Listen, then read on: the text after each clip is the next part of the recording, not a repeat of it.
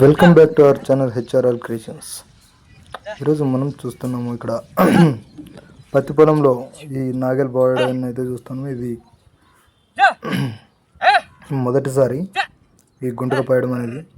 ప్రతి పంటలో గుంటక అలాగే దింతలు అనేవి కీలక పాత్రను పోషిస్తాయి. ఎందుకంటే ఈ కలుపును కానీ ఇలాంటివి కంట్రోల్ చేయడానికి గుంటక అలాగే దింతలు ఇలాంటివన్నీ ఉపయోగిస్తారు.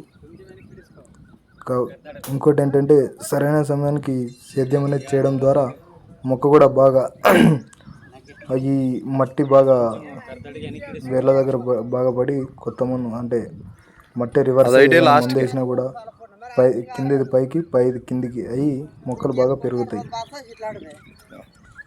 సో ఈ గుంటుక కొంచెం తెగడం లేదనమాట. దానికనే ఆయన కొంచెం దాన్ని వెనక్కి కట్టుకుంటున్నాడు. ఎందుకంటే కొంచెం ఎంత వెనకాల ఉంటే అంత బాగా తెగుతుంది అన్నమాట. గుంటు కూడా బాగా లోతుగా దిగుతుంది. బాగా భూమి అనేది కిందది పైకి పైంది కిందికి మొక్కకు బాగా మట్టి వీళ్ళ దగ్గర చేరి మొక్క బాగా పెరుగుతుంది అన్నమాట.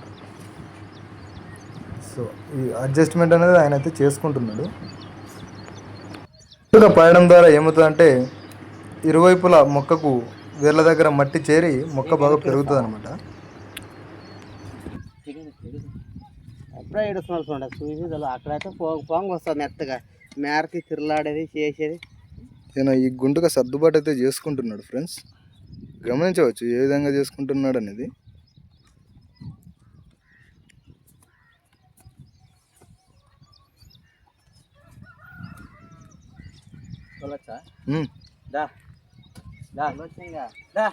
సార్కి ఇక్కడ పెద్ద సారడా చూడు 2 కాలు చెప్తావా.